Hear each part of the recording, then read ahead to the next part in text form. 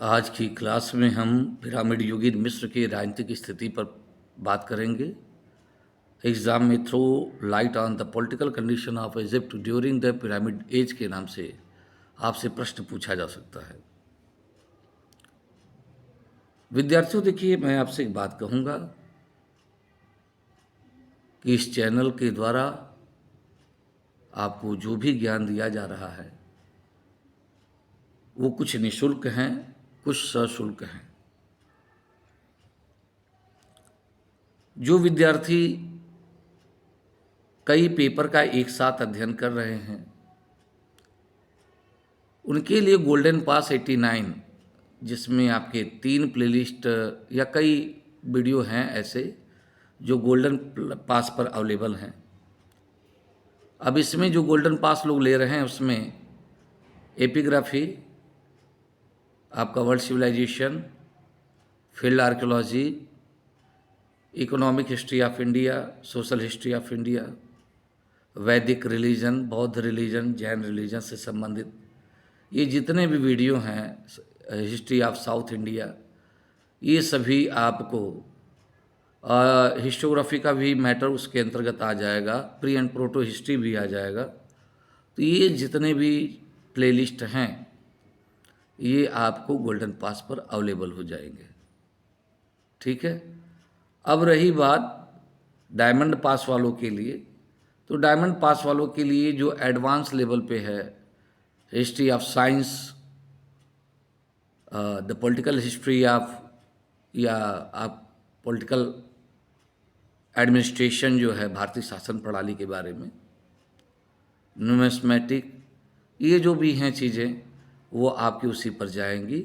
जो डायमंड पास लेंगे तो उनको 6 पेपर की तैयारी, तो खास कर जानिएगा डायमंड पास मतलब ओवरऑल कई पेपर का आपकी जानकारी प्रदान करता है, जबकि गोल्डन पास आपको केवल संदर्भित विषयों से। अब निःशुल्क में देखा जाए तो पॉलिटिकल हिस्ट्री, आपका महाजनपद, आपका गुप्त काल का वीडियो है, नॉर्थ इंडिया में हर्षवर्धन से लेकर के 750 750 तक का, और आपका नॉर्थ इंडिया पूरा 1380 तक, वो पूरा निःशुल्क है आप लोगों के लिए। ठीक है। और कोशिश ये भी रहेगी कि एपिग्राफी का जो मैटर हो निःशुल्क ही जाएगा। तो आप लोगों से सहयोग की आवश्यकता रहेगी, और जहाँ तक हो सकेगा मैं अधिकांश वीडियो आप लोगों को निःशुल्क उपलब्ध करा दूंगा। तो चलिए अभी हम बात करते हैं पिरामिड युगीन मिस्र के राजनीतिक स्थिति पर। देखिए, मनेथो के कृतियों में हमें प्राचीन मिस्र के समग्र राजनीतिक इतिहास के बारे में यह पता चलता है कि मिस्र पर लगभग 30 राजवंशों ने शासन किया, जिनका समय 3400 से ईसा पूर्व से लेकर के 332 ईसा पूर्व के मध्य निर्धारित किया जाता है। ब्रेस्टेड ने मनेथो के इस विवरण के आधार पर समग्र मिस्र के समग्र राजनीतिक इतिहास को, या समस्त राजनीतिक इतिहास को 4 भागों में विभाजित किया: प्राग राजवंशी काल, प्राचीन राज्यकाल या जिसे पिरामिड काल कहते हैं, मध्य राज्यकाल और साम्राज्य काल। अब हम बात करेंगे पिरामिड काल से पूर्व प्राचीन इजिप्ट यानी मिस्र की राजनीतिक दशा क्या थी। देखिए, ऐसा है कि प्राग राजवंशी काल में मिस्र कई छोटे छोटे नगर राज्यों में बटा हुआ था, जिन्हें नोम कहा जाता था। अब यही छोटे छोटे नगर राज्य मिल करके 2 बड़े राज्यों में विभाजित होते हैं। अब मिस्र जो है 2 भागों में बटा, उत्तरी मिस्र और दक्षिणी मिस्र। उत्तरी मिस्र की राजधानी बूटो थी, और यहाँ की संरक्षिका देवी थी नाग देवी, और यहाँ के लोग लाल रंग के कपड़े पहनते थे। तो यहाँ का राजा भी लाल मुकुट को धारण करता था, देखिएगा नीचे आपको बना हुआ है। और यहाँ के प्रमुख देवता थे रे, यानी सूर्य भगवान। वही दूसरी ओर दक्षिणी मिस्र की बात करें तो यहाँ की राजधानी थी नेखेब और यहाँ की संरक्षिका थी गृध्र देवी और यहाँ के शासक श्वेत रंग की मुकुट पहनते थे और यहाँ के लोग श्वेत रंग के कपड़े पहनते थे और यहाँ के प्रमुख देवता थे शेन। तो कहते हैं कि कुछ समय बाद प्राग राजवंशी काल के दौरान एक मेनीज नामक व्यक्ति है, ठीक है ना, जिन्होंने इस दोनों उत्तरी और दक्षिणी मिस्र को एक करने का प्रयास किया। लगभग 3400 ईसा पूर्व के आसपास दोनों साम्राज्य को मेनीज ने एक कर दिया और अपनी राजधानी तेनी में स्थापित की, जिसे यूनानी थीस या थिब्स भी कहते हैं। बहुत से विद्वान मेनीज को एक काल्पनिक व्यक्ति मानते हैं, लेकिन ब्रेस्टेड उसे एक हिस्टोरिकल पर्सन मानता है, यानी कि ऐतिहासिक व्यक्ति मानता है और कहते हैं कि मेनीज से लेकर के मिस्र के जो प्रथम 2 राजवंश हैं उसके कुल 18 राजाओं ने मिलकर के 420 वर्षों तक मिस्र पर शासन किया। और ये जो मेनीज द्वारा प्रतिपादित प्रथम राजवंश था, इसके शासकों द्वारा सिनाई के लिए एक आक्रमण या अभियान की सूचना मिलती है ताकि सिनाई से वे वहां से तांबा प्राप्त कर सके। और दूसरी बात अगर देखा जाए तो द्वितीय राजवंश की, तो उसके शासकों में पेरेफसेन के बारे में महत्वपूर्ण सूचना मिलती है कि इसके समय तक जो जो व्यापार होता था वो उत्तरी काला सागर तक फैला हुआ था। अब इसके बाद आता है प्राचीन राज्यकाल या पिरामिड काल। देखिए, प्राचीन राज्यकाल या पिरामिड काल का प्रारंभ तीसरे राजवंश से होता है और छठे राजवंश तक इसका समय जाता है। तो यह जो पिरामिड काल है यह करीब 2980 ईसा पूर्व से लेकर के 2165 ईसा पूर्व तक अस्तित्व में रहा।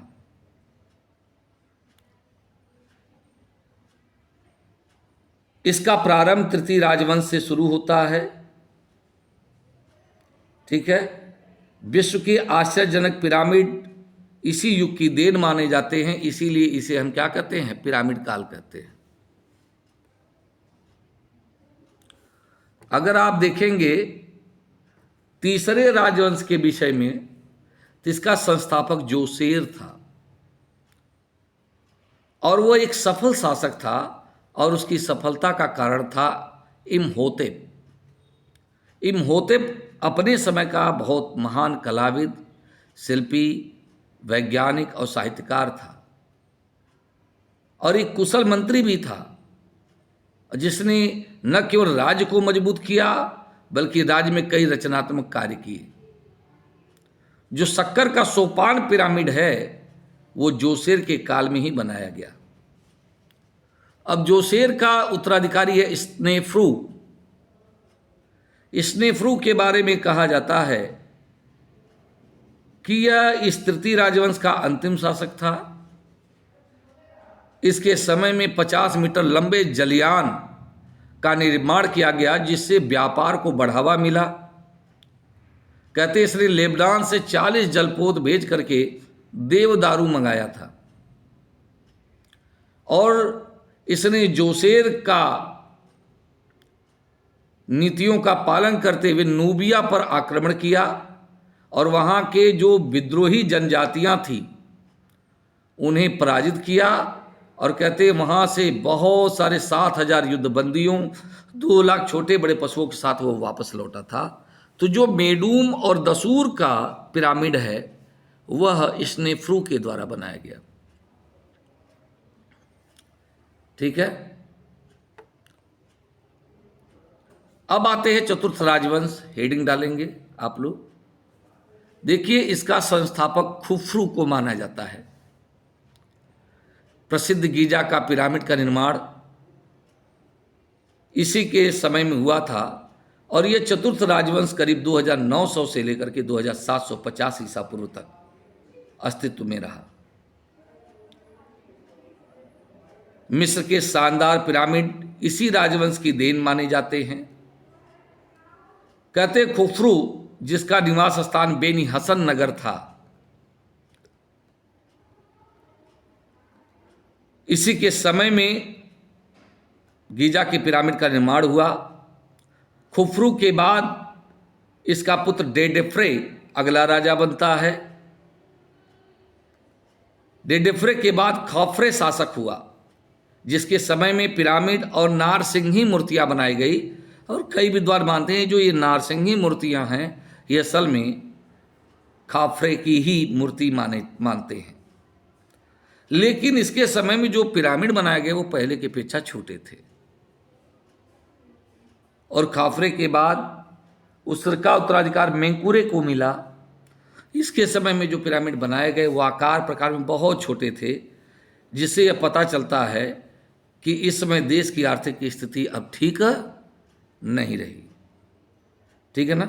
मेंकुरे के बाद चतुर्थ राजवंश का इतिहास हमें ज़्यादा जानकारी नहीं मिलती। हेडिंग डालिएगा पांचवा राजवंश। पांचवें राजवंश का प्रारंभ 2750 से 2625 ईसा पूर्व माना जाता है। कहते कि इसका संस्थापक यूसेर काफ था। ठीक है। इसका पुत्र था साहुरे, जिसने क्या किया, नौसेना का गठन किया था। इसने फिनिशिया के खिलाफ एक जल बेड़ा भेजा था, जिसका अंकन अबू सिर के मंदिर के दीवारों पर मिलता है। और ब्रेस्टेड कहता है कि यह विश्व में समुद्री अभियान का सबसे प्राचीनतम प्रमाण है। और इस साहुरे ने अपना एक नौसैनिक अभियान पुंट के विरुद्ध भी भेजा था, जहां से बड़ी मात्रा में गंधरस और कीमती लकड़ियां लाई गई थी। साथ ही साथ साहुरे ने नूबिया पर भी आक्रमण करके उसकी विजय की थी। अब आता है हेडिंग छठा राजवंश। देखिए, छठे राजवंश का प्रारंभ 2625 से स्वीकार किया जाता है और इसका संस्थापक तेती द्वितीय को माना जाता है। लेकिन राजवंश स्थापना के अलावा इसके बारे में कुछ भी ज्ञात नहीं है। इसके बाद यूशेर केरे ने शासन संभाला और यूशेर केरे का पुत्र था पेपी प्रथम।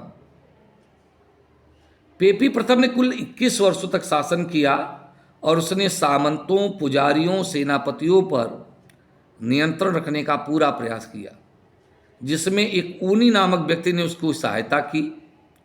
पेपी प्रथम ने इस व्यक्ति को कई महत्वपूर्ण पद भी प्रदान किया। बेदुइन के खिलाफ जो सैन्य अभियान हुआ था वह ऊनी के नेतृत्व में ही भेजा गया था।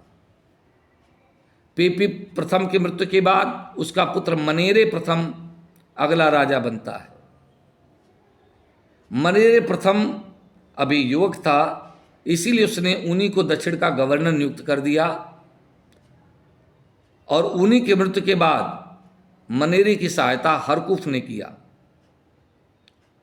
मनेरे प्रथम के 4 वर्ष के बड़े छोटे से शासनकाल के बाद उसके सौतेले भाई पेपी द्वितीय को राजगद्दी प्राप्त हुई। यह पेपी प्रथम के एक अन्य रानी का पुत्र था। ठीक है। कहते हैं कि इसके समय में हरकुफ जब मिस्र पहुंचा तो उसका भव्य स्वागत किया गया था। पेपी द्वितीय के बारे में कहा जाता है कि इसने सबसे लंबे समय तक शासन किया, लगभग 90 वर्ष तक मनेथो के अनुसार। ठीक है। तो इतिहास में सबसे लंबे समय तक शासन करने वाले शासक के रूप में पेपी द्वितीय का नाम लिया जाता है। छठे राजवंश का अंतिम शासक मनेरो द्वितीय को माना जाता है और इसके मृत्यु के साथ ही ये पिरामिड युगीन मिस्र के राजनीतिक इतिहास का अंत हो जाता है और यहाँ से सामंत काल का फिर प्रारंभ शुरू हो जाता है। ठीक है। और इसके बाद जब 300 वर्षों तक स्थिति खराब रही, तब जाकर के 7वें राजवंश की स्थापना 2475 ईस्वी के आसपास होता है। तो ये था आपके मिस्र का, ठीक ना, राजनीतिक इतिहास। तो मुझे उम्मीद है आपको समझ में आया होगा। धन्यवाद।